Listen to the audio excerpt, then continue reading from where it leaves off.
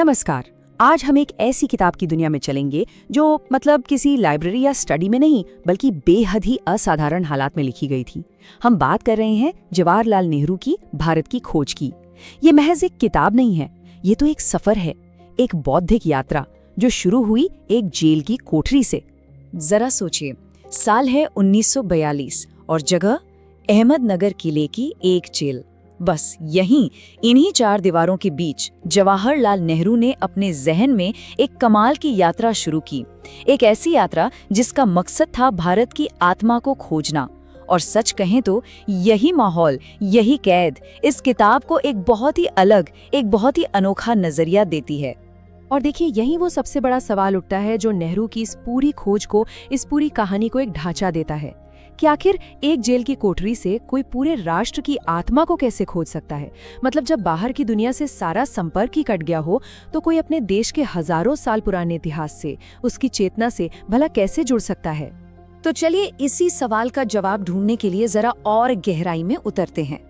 देखिए, सबसे पहले तो ये समझना बहुत जरूरी है कि भारत की खोज कोई आम इतिहास की किताब नहीं है। ये तो जेल की सलाखों के पीछे जन्मी भारत को समझने की एक बहुत ही निजी, एक बहुत ही व्यक्तिगत यात्रा है। नेहरू का जो नजरिया था ना इतिहास को देखने का, वो पारंपरिक सोच से एकदम हटकर था। जहां ज्यादातर इतिहास की किताबों में क्या मिलता है, राजा महाराजा और उनकी लड़ाइयां, है ना। लेकिन नेहरू की दिलचस्पी इन सब में नहीं थी। उनकी दिलचस्पी थी आम लोगों के जीवन में। हमारा समाज कैसे बदला, कैसे विकसित हुआ, और सबसे जरूरी, हमारे विचारों का सफर कैसा रहा। उनके लिए असल इतिहास तो यही था। तो अपनी इसी यात्रा पर नेहरू को जो पहली बड़ी चीज महसूस हुई वो ये थी कि भारत सिर्फ एक जमीन का टुकड़ा नहीं है, नहीं, बल्कि ये एक लगातार चलती आ रही एक बहुत प्राचीन और एक जीती जागती सभ्यता है। तो फिर सवाल उठता है कि भारत आखिर है क्या? क्या सिर्फ नक्शे पर बनी एक सीमा? नेहरू के लिए इसका जवाब कहीं ज्यादा गहरा था। उनके मुताबिक भारत एक जीती जागती, सांस लेती हुई सभ्यता है जिसका इतिहास हजारों साल पुराना है और अटूट है, कंटिन्यूअस है। वो इसी जिंदा सभ्यता की, इसी की नब्ज को पकड़ना चाहते थे। चलिए इस यात्रा में थोड़ा और आगे बढ़ते हैं और ये देखने की कोशिश करते हैं कि नेहरू ने भारत की आत्मा, कि उसके असली सार के तौर पर किस चीज को पहचाना। तो उनकी खोज का जो सबसे अहम निचोड़ निकला वो एक शब्द में सिमट जाता है, समन्वय, सिंथेसिस। नेहरू ने इसी को भारत की सबसे बड़ी ताकत माना। ये वो कमाल की काबिलियत है जिससे भारत ने हमेशा से बाहर से आने वाले नए नए विचारों को, अलग अलग संस्कृतियों को अपनाया, उन्हें अपने अंदर समा लिया। और मजे की बात यह है कि अपनी पहचान भी नहीं खोई, बल्कि एक नई, एक मिली जुली पहचान बना ली। अब सोचिए ये प्रोसेस काम कैसे करता है। जैसे आर्य संस्कृति आई, वो यहाँ की द्रविड़ संस्कृति के साथ घुल मिल गई। फिर बौद्ध और जैन फिलॉसफी ने इस मेल जोल को और गहरा बनाया और इन सबके मिलने से एक ऐसी अनोखी भारतीय पहचान बनी जो सिर्फ किसी एक की नहीं थी बल्कि वो सबकी थी, एक कॉम्पोजिट कल्चर। अब आते हैं भारत के सबसे बड़े पैराडॉक्स पर, सबसे बड़े विरोधाभास पर, कि भाई एक ऐसी जमीन जहां इतनी ज्यादा डाइवर्सिटी है, इतनी विविधता है, वो एकता के एक धागे में कैसे बंधी रहती है। यही वो बड़ी पहेली थी जिसे नेहरू अपनी इस खोज में सुलझाने में लगे थे कि आखिर वो कौन सी चीज है, वो कौन सा ग्लू है जो इतनी अलग अलग भाषाओं, धर्मों और संस्कृतियों को एक साथ जोड़कर रखता है। तो नेहरू ने इस पहेली का जवाब 3 पिलर्स में, 3 स्तंभों में ढूंढा। पहला है हमारी सांस्कृतिक एकता। ये एकता कहाँ से आती है? रामायण और महाभारत जैसे महाकाव्यों से जो सब जगह पढ़े सुने जाते हैं, या फिर तीर्थ यात्राओं जैसी परंपराओं से। दूसरा पिलर है हमारे सदियों पुराने आर्थिक और सामाजिक रिश्ते। और तीसरा, सबसे जरूरी, हमारी आध्यात्मिक नींव जो सहिष्णुता पर और वसुधैव कुटुंबकम, यानी पूरी दुनिया एक परिवार है, इस विचार पर टिकी है। और अब हम इस सफर के सबसे अहम मोड़ पर पहुंचते हैं, वो मोड़ जहां ये पता चलता है कि इतिहास में इतना गहरा जाने का असली मकसद क्या था। बात सिर्फ अतीत को जानने की नहीं थी, बल्कि मकसद तो भविष्य को बनाने का था।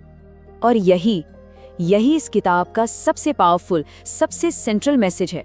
नेहरू का मानना था कि कोई भी देश तरक्की तभी कर सकता है जब वो अपने अतीत को, अपने इतिहास को ठीक से समझे। क्योंकि अपने अतीत को समझे बिना एक मजबूत भविष्य की नींव रखी ही नहीं जा सकती। और इस कनेक्शन को बनाने के लिए, मतलब अतीत और भविष्य को जोड़ने के लिए, नेहरू ने एक बहुत बड़े, बहुत विशाल टाइम फ्रेम का अध्ययन किया। उन्होंने वेदों के जमाने से लेकर मॉडर्न इंडिया तक 5000 साल से भी ज्यादा के इतिहास को खंगाला, ताकि हर दौर को एक दूसरे से जोड़ा जा सके। और हम इस चर्चा को इसी एक गहरे सवाल के साथ खत्म करते हैं।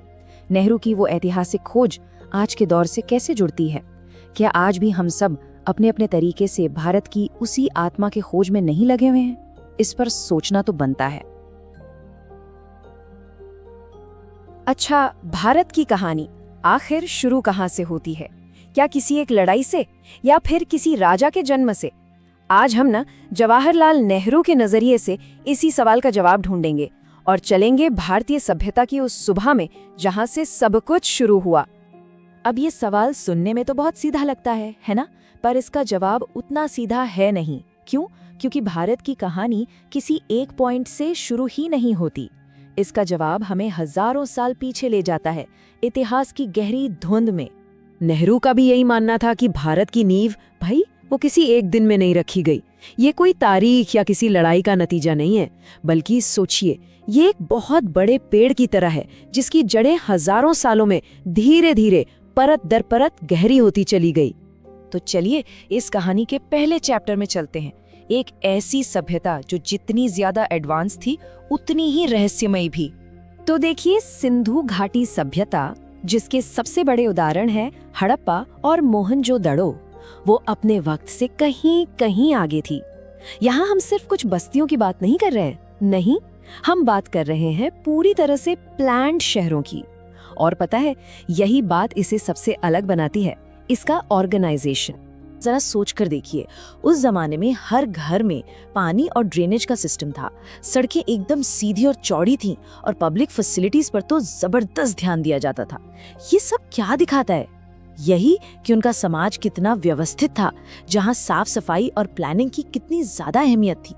और यही वो सबसे बड़ा रहस्य है जिसने नेहरू को भी अपनी ओर खींचा। सोचिए, हमारे पास उनकी मोहरें हैं, उनके शहर हैं, लेकिन हम आज तक उनकी लिखावट को समझ नहीं पाए हैं। और उनका अंत वो कैसे हुआ, ये आज भी इतिहास का एक बहुत बड़ा सवाल बना हुआ है।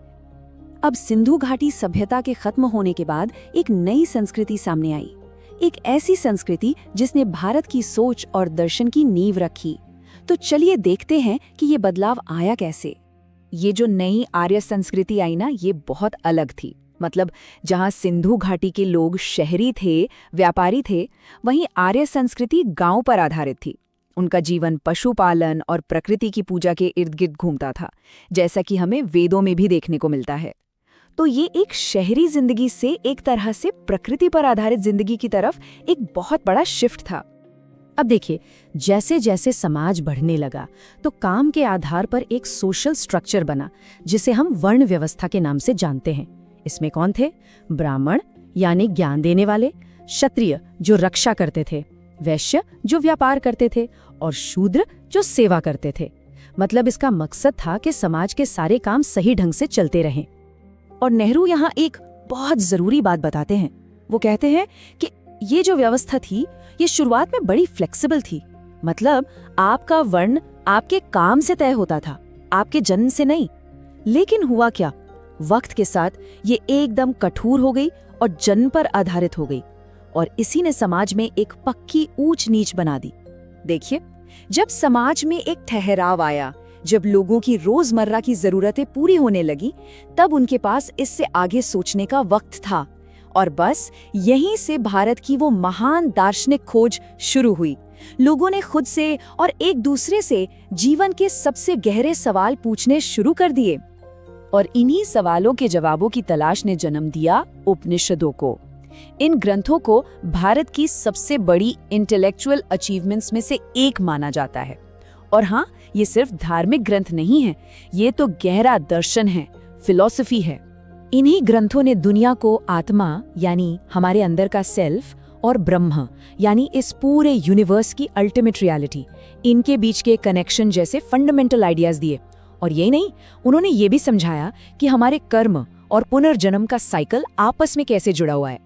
तो अब सवाल ये उठता है कि इस इतने लंबे और कॉम्प्लिकेटेड इतिहास में वो कौन सा धागा है जो इन सब को एक साथ जोड़ता है। नेहरू के हिसाब से इसका जवाब एक शब्द में है, समन्वय, यानी सिंथेसिस। नेहरू का ये मानना था कि भारत की सबसे बड़ी ताकत, उसकी सबसे यूनिक क्वालिटी यही समन्वय की क्षमता थी। मतलब ये सिर्फ बाहर से आने वाले असर को बर्दाश्त करना नहीं था, नहीं, बल्कि उसे अपनाना, उसे खुद का हिस्सा बनाना और फिर उसे एक नया रूप दे देना था। और सच पूछिए तो यही भारत की पहचान का मूल मंत्र है। ये कहानी जीत या हार की नहीं, बल्कि संस्कृतियों के मिल जाने की, उनके संगम की है। सिंधु संस्कृति, आर्य परंपराएं और यहाँ के जो लोकल कस्टम्स थे, सब आपस में ऐसे घुल मिल गए कि एक नई पहचान बनी जो लगातार इवॉल्व होती रही। और नेहरू के लिए भारत की सभ्यता के इतने लंबे समय तक टिके रहने का राज यही था। सोचिए, एक बड़े से बरगद के पेड़ की तरह जिसने नई नई डालियों और नए विचारों को जगह दी। वो उनसे डरा नहीं, बदलाव को अपनाने की इसी ताकत ने उसे हजारों सालों तक जिंदा रखा। तो ये जो पुराना इतिहास है ना, ये आज के भारत को समझने की एक चाबी देता है। और ये हमें एक आखिरी सवाल के साथ छोड़ जाता है कि क्या भारत का भविष्य भी ठीक अपने अतीत की तरह इसी मिलजुल कर एक हो जाने की क्षमता में छिपा है। नमस्कार, चलिए आज समय में थोड़ा पीछे चलते हैं, प्राचीन भारत के उस दौर में जहां तलवारें भी चल रही थी, नए नए विचार भी जन्म ले रहे थे और आत्मा की एक नई खोज भी हो रही थी। इन्हीं सब ने मिलकर एक महान सभ्यता की कहानी लिखी। ये सिर्फ राजा महाराजाओं का इतिहास नहीं है, ये कहानी है कि कैसे भारत ने खुद को पहचाना, खुद को गढ़ा। तो सवाल ये उठता है कि कोई भी राष्ट्र, कोई देश आखिर जन्म कैसे लेता है? ये सिर्फ जमीन का एक टुकड़ा तो है नहीं, ये एक कहानी है। बिखरे हुए छोटे छोटे कबीलों के एक साथ आकर एक विशाल साम्राज्य बनने की कहानी। पुराने जटिल रीति रिवाजों को छोड़कर उन नए क्रांतिकारी विचारों को अपनाने की कहानी, जिन्होंने हमेशा के लिए भारतीय होने का मतलब ही बदल दिया। तो हमारी ये कहानी शुरू होती है उस समय से जब छोटे छोटे कबीले और समुदाय मिलकर पहली बार शक्तिशाली राज्यों का रूप ले रहे थे। जी हाँ, ये था महाजनपदों का युग, भारत के पहले राज्यों के बनने की शुरुआत। तो ये महाजनपद आखिर है क्या चीज? देखिए, इसे ऐसे समझिए कि ये एक बहुत ही बड़ा सामाजिक और राजनीतिक बदलाव था। लगभग 600 ईसा पूर्व के आसपास जो छोटे छोटे कबीले थे, जिन्हें जन कहते थे, वो अब बड़े ऑर्गेनाइज्ड स्टेट्स यानी राज्यों में बदल रहे थे और इन्हीं को नाम दिया गया महाजनपद, यानी कि महान क्षेत्र। और ये कोई छोटा मोटा बदलाव नहीं था। उस वक्त प्राचीन भारत के नक्शे पर एक दो नहीं बल्कि पूरे 16 ऐसे बड़े राज्य उभर कर सामने आए। काशी, कोसल, अवंती, ये कुछ बड़े नाम थे जो उस दौर की सुपर पावर बनने की होड़ में लगे हुए थे। लेकिन इन 16 में से एक मगध सबसे आगे निकल गया। कैसे? कह सकते हैं कि उसके पास पावर की एक सीक्रेट रेसिपी थी। पहला, उपजाऊ जमीन, मतलब खाने पीने की कोई कमी नहीं। दूसरा, लोहे के भंडार, जिससे बने उस जमाने के सबसे खतरनाक हथियार। तीसरा, एक बहुत बड़ी और ताकतवर सेना। और चौथा और सबसे जरूरी, वो थे वहां के महत्वाकांक्षी और चतुर राजा। इन्हीं सब वजहों से मगध आने वाले महान साम्राज्यों का सेंटर पॉइंट बना। तो एक तरफ तो ये राज्य ताकतवर हो रहे थे, लेकिन पर्दे के पीछे समाज में एक बहुत गहरा संकट चल रहा था। एक उथल पुथल मची हुई थी। ये सिर्फ राजाओं की लड़ाई नहीं थी, ये विचारों की, विश्वासों की लड़ाई भी थी। यहां उस समय का तनाव साफ महसूस किया जा सकता है। एक तरफ था पुराना तरीका, कठोर वर्ण व्यवस्था, बहुत महंगे और मुश्किल यज्ञ और हर तरफ शोषण। और दूसरी तरफ आम लोग, वो एक सीधे साधे, सच्चे और बराबरी वाले रास्ते की तलाश में थे। और इसी आध्यात्मिक बेचैनी के बीच एक आवाज गूंजी जिसने सबका ध्यान अपनी ओर खींच लिया। गौतम बुद्ध की आवाज। उन्होंने एक बहुत ही सरल लेकिन बहुत ही गहरा विचार सामने रखा कि जीवन में दुख है, उस दुख की वजह हमारी इच्छाएं हैं, पर उस दुख से छुटकारा पाया जा सकता है। ये एक विचार उस दौर के लोगों के लिए, आप कह सकते हैं, उम्मीद की एक रोशनी जैसा था। और बुद्ध इस खोज में अकेले नहीं थे। लगभग उसी समय महावीर ने जैन धर्म के जरिए एक और ताकतवर नैतिक रास्ता दिखाया। अब जैसे यहां हम देख सकते हैं, दोनों में कुछ समानताएं थीं, पर कुछ बहुत जरूरी फर्क भी थे। बौद्ध धर्म ने मध्यम मार्ग यानी बैलेंस का रास्ता दिखाया, तो वहीं जैन धर्म ने कठोर तप और परम अहिंसा यानी किसी भी जीव को जरा भी तकलीफ ना पहुंचाने पर जोर दिया। लेकिन दोनों ने ही उस वक्त के जटिल और भेदभाव वाले सिस्टम को जोरदार चुनौती दी। तो एक तरफ समाज में नए विचार पैदा हो रहे थे और दूसरी तरफ राजनीति में एक जबरदस्त भूचाल आने वाला था। अब वक्त आ गया था कि इन बिखरे हुए राज्यों को एक साथ लाकर भारत के पहले महान साम्राज्य को बनाया जाए।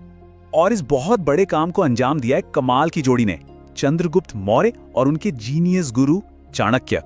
ये टाइमलाइन देखिए, कितनी तेजी से इन्होंने इतिहास का पहिया घुमाया। 322 ईसा पूर्व में साम्राज्य की नींव रखी और देखते ही देखते कुछ ही सालों के अंदर ये पूरे उत्तर भारत में फैल गया। ये एक यूनिफाइड भारत की पहली झलक थी। अब हमारी कहानी अपने सबसे दिलचस्प और सबसे अहम मोड़ पर पहुंचती है जब हम बात करते हैं चंद्रगुप्त के पोते अशोक की। अशोक की कहानी एक सम्राट के दिल और दिमाग के एक नाटकीय बदलाव की कहानी है। जरा इस नंबर को देखें, 1 लाख से भी ज्यादा। ये कोई मामूली आंकड़ा नहीं है, ये कलिंग के युद्ध में मारे गए लोगों की अनुमानित संख्या है। इस एक युद्ध की तबाही ने सम्राट अशोक को अंदर तक, बिल्कुल अंदर तक हिलाकर रख दिया और यहीं से वो हमेशा हमेशा के लिए बदल गए। ये उनकी जिंदगी का टर्निंग पॉइंट था। और ये स्लाइड उस बदलाव को बिल्कुल साफ दिखाती है। अशोक के 2 चेहरे। कलिंग युद्ध के पहले का अशोक एक क्रूर विजेता जो खून बहाकर अपना साम्राज्य बना रहा था, और युद्ध के बाद का अशोक शांति का दूत जो धर्म यानी नैतिक कर्तव्य के दम पर शासन कर रहा था। अशोक ने सिर्फ लड़ाई छोड़ी नहीं, उन्होंने शासन का पूरा तरीका ही बदल डाला। उन्होंने बौद्ध धर्म के शांति और करुणा के उसूलों को अपनी सरकारी पॉलिसी बना लिया। अपनी नैतिक शिक्षाओं को पत्थर के खंगों पर लिखवाकर पूरे साम्राज्य में लगवाया।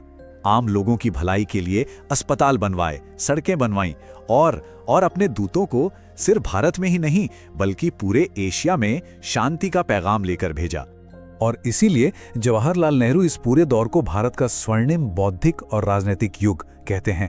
ये वो समय था जब नए विचार आए, नई आस्थाएं पनपी और एक ऐसा महान साम्राज्य बना जिसकी बुनियाद ताकत नहीं बल्कि नैतिकता थी।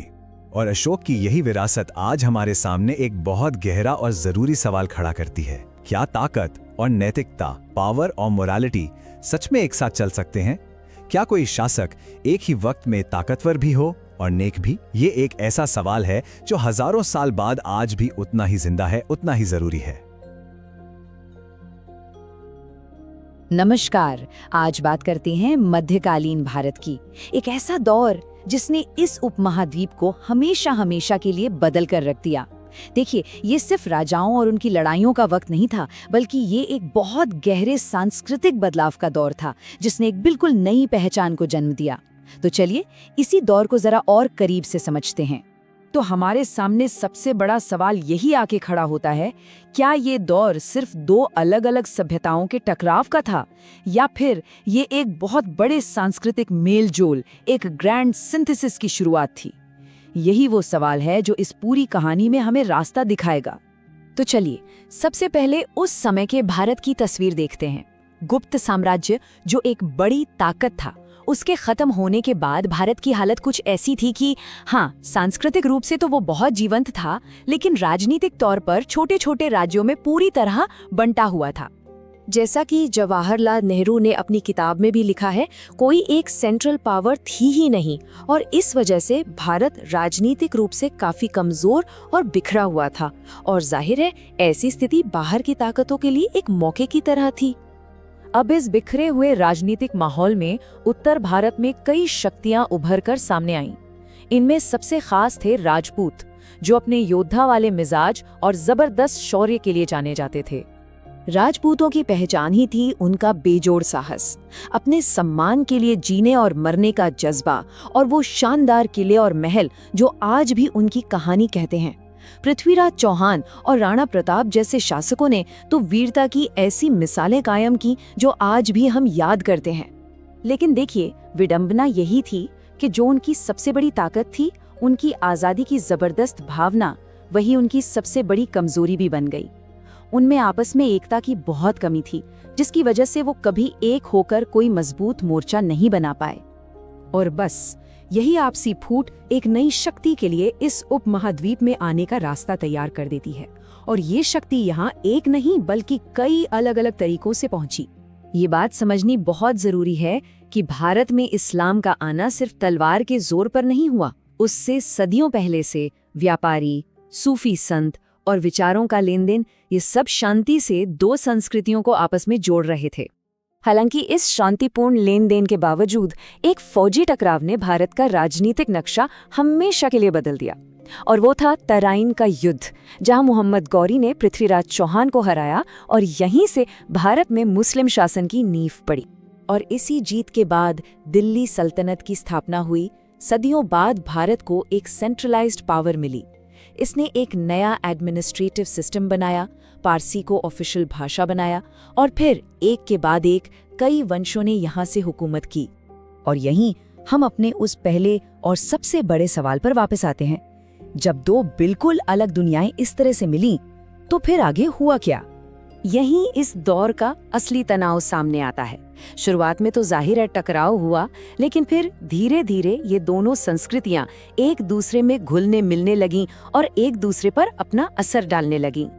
कह सकते हैं कि ये पूरी प्रक्रिया 3 स्टेज में हुई। पहले टकराव, फिर धीरे धीरे मेलजोल बढ़ा, और आखिर में एक बिल्कुल नई मिली जुली संस्कृति ने जन्म लिया। और देखिए, सबसे दिलचस्प बात यह है कि ये मेलजोल राजाओं के दरबारों से नहीं बल्कि आम लोगों के बीच से पैदा हुआ। इसे सूफी और भक्ति जैसे आंदोलनों ने मुमकिन बनाया, जिन्होंने लोगों को सीधे दिल से जोड़ा। कबीर और गुरु नानक जैसे संतों ने एक बहुत ही शक्तिशाली और सरल संदेश दिया, ईश्वर एक है। उन्होंने धार्मिक कट्टरपन से ऊपर उठकर इंसानी बराबरी पर जोर दिया। नेहरू का भी यही मानना था कि असल में यही आंदोलन वो गोंद थे जिन्होंने सांस्कृतिक और आध्यात्मिक एकता को बढ़ावा दिया और भारत की जो असली पहचान थी उसे बचाए रखा। तो इस आध्यात्मिक मेलजोल का जमीनी स्तर पर क्या नतीजा निकला? चलिए अब इस नई मिलीजुली संस्कृति के कुछ ठोस सबूत देखते हैं जो उस दौर में सामने आए। इस सांस्कृतिक मिलन का सबसे बड़ा और सबसे ठोस सबूत हमें आर्किटेक्चर में देखने को मिलता है। इस्लामी स्टाइल के गोल गुंबद और नोकीले मेहराब जब भारतीय वास्तुकला से मिले तो एक नई बेहद खूबसूरत पहचान बनी। मतलब ये सिर्फ कोई नकल नहीं थी, ये तो एक पूरी तरह से नई कलात्मक और आर्किटेक्चरल पहचान थी, जिसे आज हम इंडो इस्लामिक आर्किटेक्चर के नाम से जानते हैं। और ये बदलाव सिर्फ इमारतों तक ही नहीं रुका, इसने शहरों के विकास को रफ्तार दी, व्यापार को बढ़ाया और तो और हिंदी उर्दू जैसी नई जबानों को भी जन्म दिया। हाँ, ये भी याद रखना जरूरी है कि ये सब हमेशा शांति से नहीं हुआ और समाज में तनाव भी बने हुए थे। तो इस पूरी बातचीत का निचोड़ क्या है? वो है एक मिश्रित संस्कृति यानी कंपोजिट कल्चर का बनना। ये दो अलग अलग धाराओं के संगम से बनी एक बिल्कुल नई भारतीय पहचान थी। तो अगर नेहरू के नजरिए से देखें तो ये कोई डार्क एज या अंधकार युग नहीं था, बल्कि ये सांस्कृतिक मेलजोल का एक बहुत ही डायनामिक और क्रिएटिव दौर था, जहां नई कला, नई भाषा और नई सोच पैदा हो रही थी। तो एक बिखरी हुई जमीन से कहानी शुरू होती है, संस्कृतियों के टकराव से गुजरती है और आखिर में एक अनोखे मेलजोल पर आकर खत्म होती है। यही इस असाधारण दौर की कहानी है। और हम इस चर्चा को यहीं एक सवाल के साथ छोड़ते हैं। मध्यकाल का ये समन्वय जो टकराव और प्यार दोनों से बना, आज भी हमारे समाज और हमारी पहचान को किस तरह से बना रहा है, इस पे सोचिएगा जरूर।